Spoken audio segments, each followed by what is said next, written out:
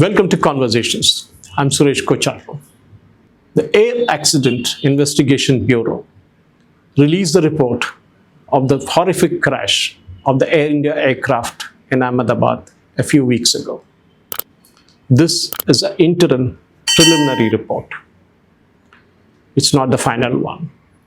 But in the preliminary report itself has created a huge confusion, huge amounts of controversy, as everyone has become an aviation expert, from retired pilots to technicians to even ground handling staff are all commenting on it. Of course, people like you and me too have an opinion.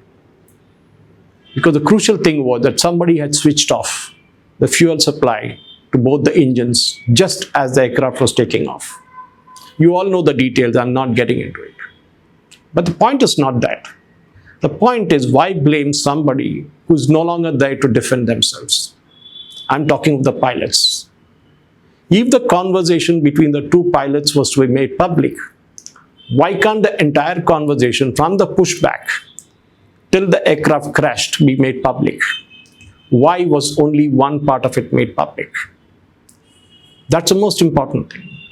Why were there not other parts of the issues, like for example the switches, which had an issue with Boeing, and Boeing had given a non-mandatory advice saying you can change the switch if you want to. But it all makes it look like a big conspiracy by one of the pilots who seemed to have switched off, according to many of them. But the point is, these dead men are not there to defend themselves. And we really don't know who did what. Instead of waiting for the final report, we have already begun the post-mortem of it. Leave the families of the pilots alone. Imagine the trauma they must be going through. Imagine the conspiracy theories which they are being attacked with. True, it was a horrific accident. It needs investigation, and that's what is happening. But the agencies investigating should be professional enough. And I have a few questions to ask. New York Times, Washington Post, and many US publications, media houses, got hold of this report 24 hours before it was published in India. Why and how? Why was the report released at 1:30 early in the morning on Friday? That is their time, our time, which is the closing time of the stock exchanges in the US. Was it meant to protect Boeing from any free fall of shares? Surely, the investigators in India need to answer this question. How was the report leaked to the US publications, which carried the same report, the same thing which later was published in India? Of course, Boeing was a part of the investigation teams, so were the FAA and others who came from abroad. But was it not the responsibility of everybody to keep the report confidential till it was released all over at the same time? More importantly, many people are pointing fingers at Boeing because of the previous crash histories, and two of the most horrific crash histories where the instruments went all wrong. Was this a measure to protect Boeing? Why was the report so wishy-washy? Why didn't the professional investigators, the air accident, the team which did the investigation, why didn't they kind of give out more details? Because they took their own sweet time. They gave it to the ministry, they briefed the Parliamentary Consultative Committee, and of course they seem to have even given a copy to Boeing and other US media houses, or Boeing itself, and Boeing has passed it on to the media houses saying, we are clean, we have nothing to do with it. Sorry, this is not the final report. We need more answers. In fact, I spoke to a couple of pilots, serving pilots. Of course, they are not willing to come on record for very obvious reasons, because they are still serving with leading airlines in India. And two of them whom I spoke to said, it sounds very, very wishy-washy. The report is not complete in itself. And they ask the same question which has started this conversation with you. Why was the entire audio from the time it was pushed back till it took off not made public? Why was only a part of it made public, to make it sound as if one of the pilots did something horrifically wrong? Why was there no investigation into the fact that there could have been a software flaw, a chip problem, that could have resulted in the engines being switched off?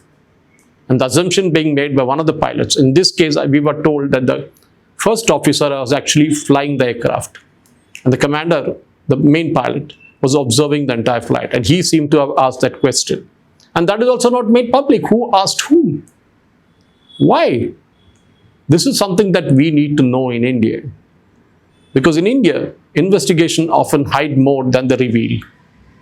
And that seems to be the pattern here again.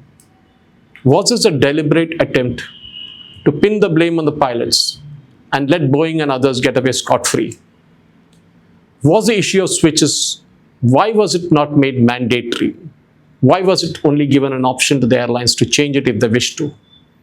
And that's the most important thing. Were there other reasons for it? Of course, we are told there's no bird hit. There was nothing else. The engines were perfect. And the only issue was somebody switched off the fuel.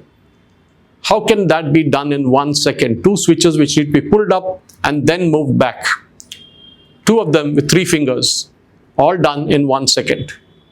How is it possible? In fact, the indication is that when they tried to restart the engine, it took 4 seconds to restart both the engines.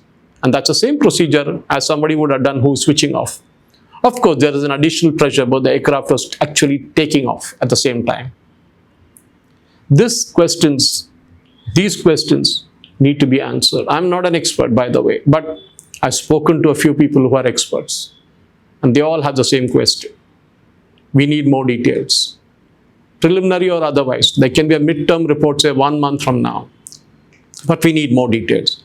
Technical parameters need to be released. There needs to be a broader consensus among senior pilot commanders of airlines flying in India. And that, ladies and gentlemen, is the most important thing. Because as I said before, accidents do happen. It has happened. But then, why are investigations done? This is to ensure that the accidents are not repeated again. Human lives are not cheap. They're expensive. They are very emotional. People who lost their loved ones will not forget it for their lifetime. And this is the same as the Air India crash. We need answers.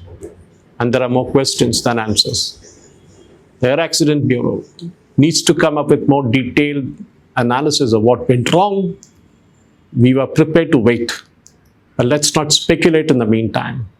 We are the kind of people who sit in the drawing room during an IPL match and tell Mahendra Singh Dhoni how to bat. And now we are telling pilots how to fly or what they did wrong. Let's not do that. We are all experts in our own fields. Let's wait till a professional investigation is done. And here again, the Government of India, the Ministry of Civil Aviation, and the Air Accident Bureau all need to put their heads together and see what really went wrong. Let there be no element of doubt in this entire process. Thank you for watching. Jai Hind.